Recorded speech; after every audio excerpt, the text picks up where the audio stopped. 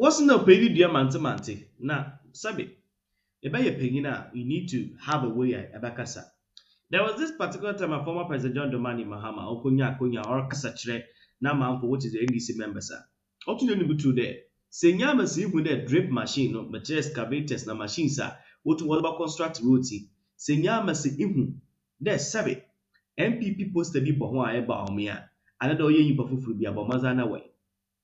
Now, Dr. Mahmoud Mohamed is on record to have said that this particular machines, they were machines procured by the committee to all the districts of this country. It was something that was single-handedly done. Former Pastor John Dramani Mahama claimed it in Agasanete. And this is, maybe we do is actually very serious because now the NDC are actually causing tension with this. Just because one I guess one flag but one opinion no work as me. Now, sister, any some people be my sister NDC for a whole children. Just because of that message now. What from me alpha? Good to know after my kusika, but mother share video share. They we are yente that massam ya orgo. Jala abutifete, epita, any John Dramani Mahama, Omoposta, and Omode farm.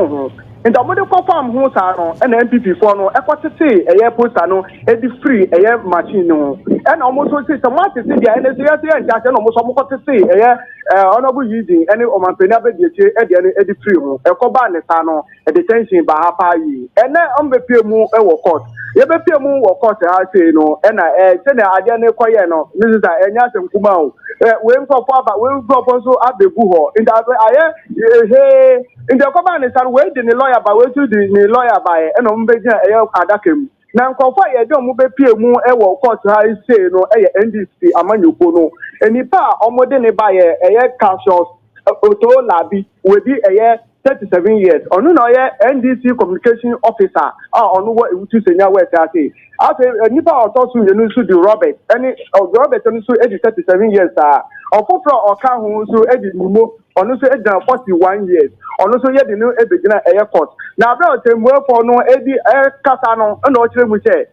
Assembly after aba. Enti no nkabeya ye for mu nkotumu eye ewutu breku eye police akate. Now, Monday, near San for Omumbra. Now, Coba and Sano, lawyers are no Mujinemu, Edema, NDC, Amenu, Nuchiremuse.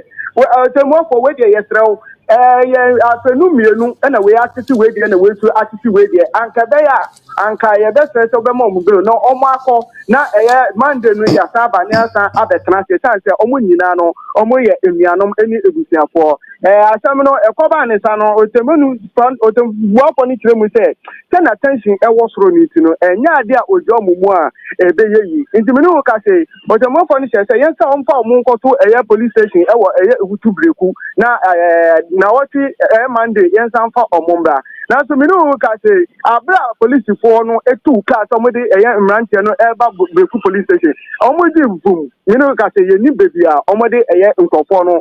Echo and Ama NDC Amanyoko no omubufu ye pa e just obehwe ne ekoso okromu ha enye asenkuma na ekoba ne sa no e na ye MP a ono sisi ono ti ejaso eye honorable kana agotitete Gizala agotitete honorable Gizala agotitete ono MP o sisi a e na o temu se oh we kwa de anka enye asembia eyo afenu mienu a omoye nuanom ne kasakasa aba omuntem anka no no podi omo ba koto no o hwe nim se anka bema imranche ne bill no ma kofie san se ono ni poster se fam kro ne mu nyina no abribi ode ni poster be fam ho bia ne ya betete abribi ye di poster ode ni poster be fam na ya betete ba ono fa ne se eye ade se wo breku ni nyina no ono na edi omo so as MP enti wanfa obia anko police station afen so eye ononyanfo eye Judiahi or the other said to name, say, or tell me, baby, on my asunde, Embra, or Manteresan say, a former MP no or war answer no, I will treat it a airbano. Or no, I say, Obia Anti, Obia Antu. And Kamaya said, Honorable Yudiahi, a detention, Eba, my team, want to best friend, Oma Asunde, Embra, a Mantemuha. Now, so Minuka say, I did show no more Amunya NDC, former Mutunya MPP, former Ateno, or Mubu ye pa, a son said, Omujema, a Mantana Yado Moka Tumulu, or Moya, a year before, our money MPP for now, Mohana, Bumudi, Omudi Agro, Edibum. It is a Yomoko Tumusana, a see an airway, a detention, Baba. Now, only for a Gizala go to the trust of them say, everybody some airway. say yenja omumu de endi anu so enkofo a omo MPP fo a omo titi ni posters ni na we hu omo mu videos omo pictures obama police for ask omo animre ya na the police for na anche omo de a ono aso be ma nimra nke no ache omo e de akoma police for Nyimbia no omo nim se poster tabai bi na sa wote ye illegal Ghana ha minu ka say die omo ye empenifo a omo da party ano a ye communication officer de mi bi say onimpa say so nim se poster tabai bi na sa wote ye illegal Ghana ha minu ka say die omo ye empenifo a omo da party ano a ye communication officer de mi bi say onimpa say so mo kotete obi poster omo de ni betu nanso onu so omo so kire mu say abro omo de machine ni be si ho no honorable using ahin any mampani abede to posters farm ho na esan say eye omani nya sika e na ye de ton enya manyoku ba ku sika ye de so yiti no omo so mo de ko farm ho na sa wo man ye fa ye de farm and obi an yi ni dem free ho but an ko ba ni sana MPP 40 NDC for no su de free ho no and omo so mo titi eye MPP for no de e de free ho and no na le MPP for no e de eye NDC for akokota ya remani eye nkofo miensa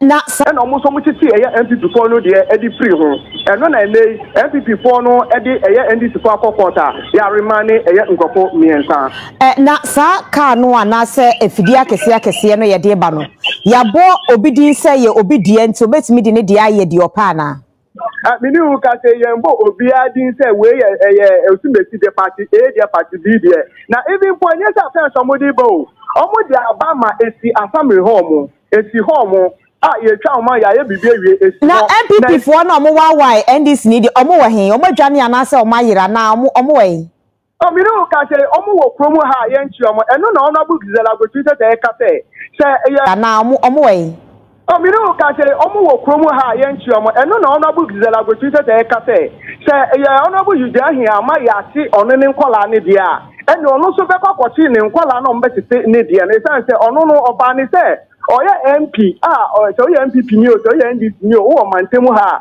ono ne mane mo ono na ohwe mo so ni tini wan kwachi omo na sa ne ma betete ne dia na wan chem na so honorable yuja ahia dia yakwotete na wa ma ya ti omo dia ene ono so be ma ya ti ono ne nkola no e di egum na tese obatambo ni bi yapim wonim wodi abomode na hwe wa yuji na ahia na woni ni nkomo bisa ne se adentina tension e koso sa na asumdwe mra why and drop. Let's move on.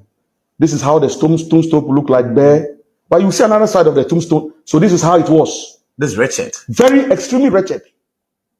Wow. Now look at this, Paul. Mm-hmm. At a point in time, we were using cement blocks to hold it. To hold it. This is the former president. This is the covering that John Mahama left on the tombstone. This horrible covering. For the former president. For the former president. The man who made you running mate.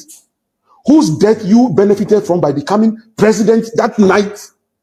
You buried him, and this is how you left his tombstone.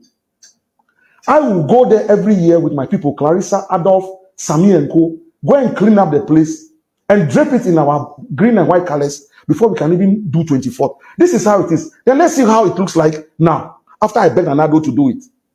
So this is what it looks like now. Oh, this is nice. This is what I begged Anado to do. When he gave me the opportunity to meet him in 2020, Koku, the question was direct. Koku, what can I do for you? That's what the president asked you. The president asked Koku, what can I do for you? This is a blank check. Blank check. You could have said anything. Ask for V8 and Prado and diplomatic passport. You understand? I didn't ask for contract. I said, Your Excellency, I beg you, Asumdwe Park, can you build it for me and for the nation? This is 2020. 2 years from now will be 2022. We shall remember 10 years of the passing of President Moss, whether you like it or not. Mm-hmm. And I said, if you don't do it, the politics that we do in this country, the people who didn't do it will turn around and say, they did it, and you came to destroy it. That's when he stood up and said, Koku, consider it done. Consider it done, then he gave the Koda, Coastal Development Authority, not me. Koda did everything. Paul, this was 2020. When the sword was being cut, Kofi Atamils, the son of the president, was present when the sword was being cut. So when Cadman and Sami, brothers, and inheritance is not about brothers, it's about sonship.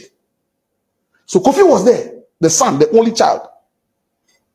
So we cut the sword construction. Now, fast forward 2022, when now the things are about to be commissioned. That's when they go and form this heritage movement.